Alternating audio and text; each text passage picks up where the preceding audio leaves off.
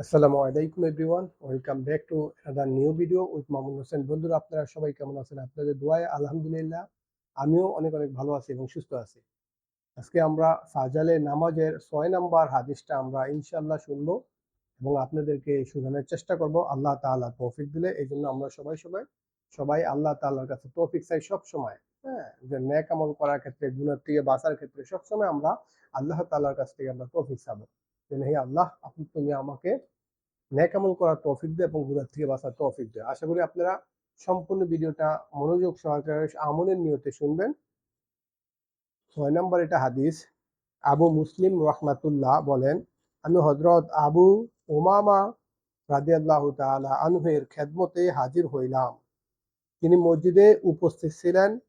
আমি আরজ করিলাম যে, আমার নিকট এক ব্যক্তি আপনার পক্ষ হইতে এই হাদিস বর্ণনা করিয়াছেন।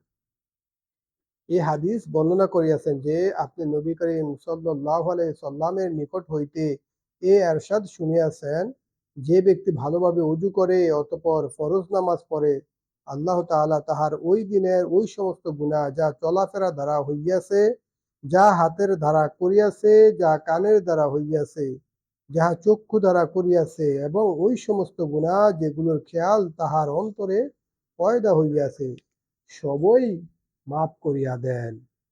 হযরত আবু উমামা রাদিয়াল্লাহু তাআলা আনহু বলিলেন, আল্লাহর কসম, আমি এই কথা নবী করিম সাল্লাল্লাহু আলাইহি সাল্লামের নিকট হইতে কয়েকবার শুনিয়াছি। ফায়দা, এই বিষয়টিও কয়েকজন সাহাবী হইতে বর্ণিত হইয়াছে, যেমন হযরত ওসমান, হযরত আবু হুরায়রা, হযরত আনাস, হযরত আব্দুল্লাহ সুনাবি, হযরত আমর ইবনে আবাস রাদিয়াল্লাহু তাআলা আনহু প্রমুখ হইতে বিভিন্ন রেওয়াতে শব্দের কিছুটা পার্থক্য সহ এই একই বিষয় উল্লেখ হইয়াছে। যে সমস্ত বুজুর্গানে দিনের কাশ হইয়া থাকে, তাহারা গুনাহ দূর হইয়া যাওয়ার বিষয়টি অনুভব করিয়া থাকেন। হযরত ইমাম আজম আবু হানিফা রহমাতুল্লাহের ঘটনা প্রসিদ্ধ আছে যে, অজুর পানি জড়ার সময় তিনি বুঝতেন যে ইহার সহিত কোন গুনাহ ধুইয়া যাইতেছে। হযরত ওসমান রাদিয়াল্লাহু তাআলা আনহু এর একটি রেওয়াতে নবী করিম সাল্লাল্লাহু আলাইহি সাল্লামের এই ইরশাদ নকল করা হইয়াছে যে, কেউ যেন নামাজ দ্বারা গুনাহ মাফ হইয়া যায় এই কথার দ্বারা ধোঁকায় না পড়িয়া যায়। অর্থাৎ নামাজের দ্বারা গুনাহ মাফ হইয়া যাওয়ার উপর ভরসা করিয়া গুনাহে লিপ্ত হওয়ার রুক্ষ সাহস যেন না করে। কেননা আমাদের নামাজ ও অন্যান্য ইবাদতের যে অবস্থা, সেইগুলো যদি আল্লাহ তাআলা দয়া করিয়া কবুল করিয়া নেন, তবে উহা তাহার অসীম রহমত ও মেহেরবানি ছাড়া কিছুই নয়। নতুবা আমাদের ইবাদতের অবস্থা তো আমরা নিজেরাই ভালো জানি।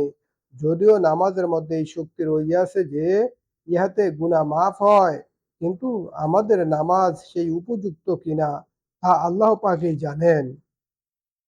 আরেকটি কথা এই যে, আমার মাওলা অসীম দয়ালু ও মেহেরবান, তিনি আমাকে মাফ করিয়া দিবেন, এই কথা মনে করিয়া গুনাহ করা খুবই লজ্জার ব্যাপার। ইহা তো এমন হইল যে, কোনো ব্যক্তি নিজের পুত্রগণকে বলিল যে কেউ অমুক কাজ করিবে, আমি তাহাদিগকে মাফ করিয়া দিব। নালায়ক পুত্রগণ পিতার মাফ করিয়া দেওয়ার কথা শুনিয়া ইচ্ছাকৃতভাবে তার নাফরমানি করিতে লাগিল।